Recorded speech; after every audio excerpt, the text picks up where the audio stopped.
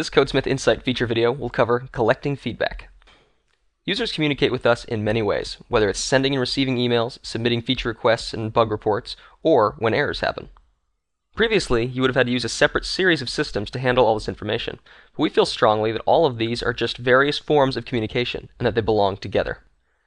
And that is exactly what CodeSmith Insight does. It unites these different software systems, bringing their data together and organizing them into one location. This means that CodeSmith Insight can handle your email, user feedback, and error reports. So let's take a look at how it does that. Collecting email. CodeSmith Insight has the ability to collect email from any POP3 email account. This is very simple to configure. You just go to the settings tree, select the Mailboxes admin panel, and then from here you have the ability to add, edit, and delete mailboxes. If we open our codesmithtools@gmail.com mailbox up, and then we take a look at the Case tab, we can see that we can specify some properties that will get set on cases that are created from data that is read in from this mailbox. This means you can say that all emails read in from this email address should be created as cases with type inquiry, and in this case set to Project Batman, which, by the way, our demo instance is themed with superheroes. So if we close this and go back into our inbox, notice that we have many different case types here. But specifically what we want to look at is something that was created from our CodeSmith Tools Gmail mailbox. So if we open up the Oh No case, we can see that this is really just an email and that it was read in from our mailbox. Also, we can see that this conversation has gone back and forth already several times. It started off with us receiving an email from the user saying that the application had crashed.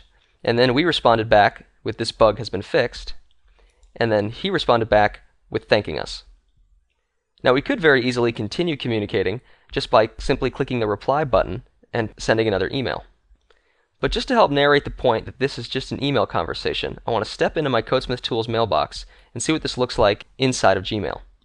Notice that I sent an email, I got a reply from the system, and then I sent another email back.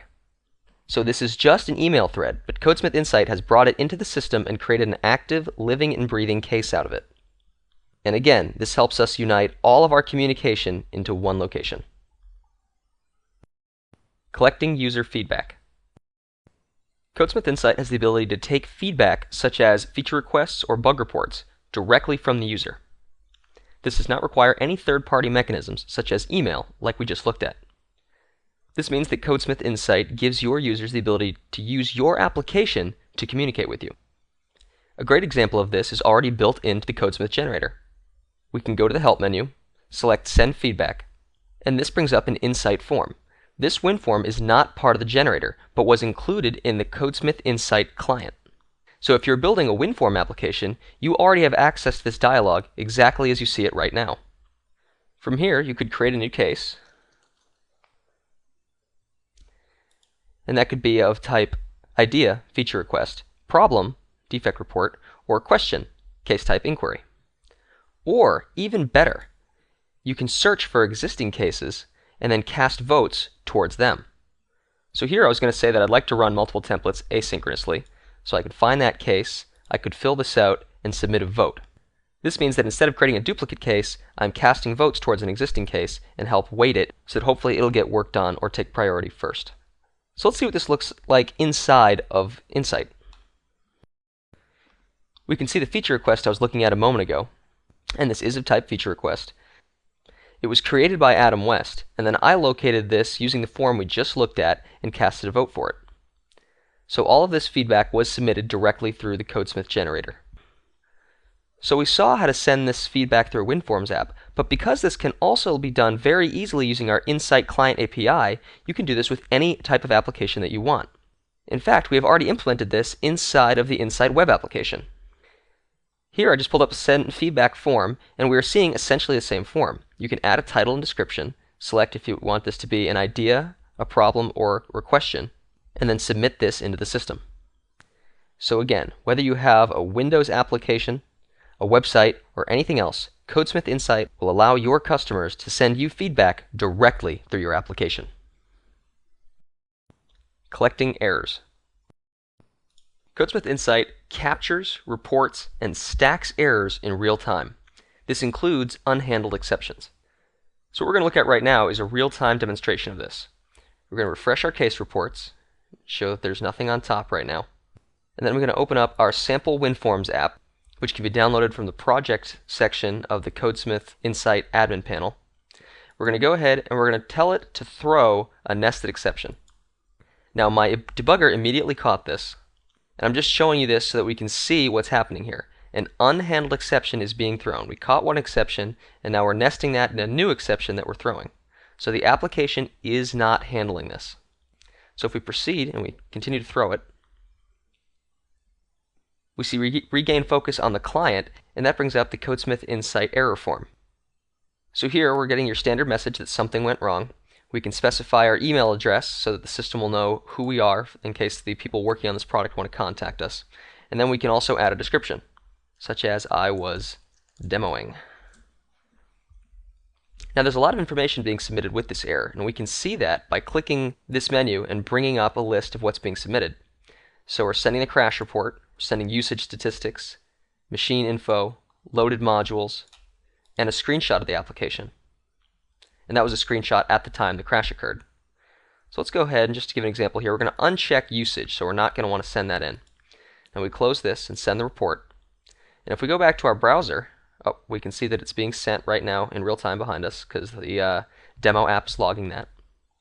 So if we step back into our browser and we click refresh,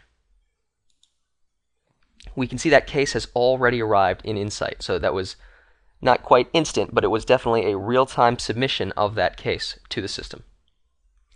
Now if we open up this case, we can see all the information that came with the exception.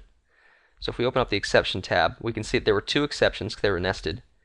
And we can pull these up and we can step in and out of the inner and the parent exception, or as many as there would be in this. So if there were 5 nested, we could step down 5 times. So we can see here, as we saw in the debugger, there was an application exception wrapping a file not found exception. All these exceptions have complete information, including the module, description, stack trace, even the exception XML. So a lot of information submitted about the exceptions themselves, as well as all the attachments that we specified, which you can see in these 2 locations.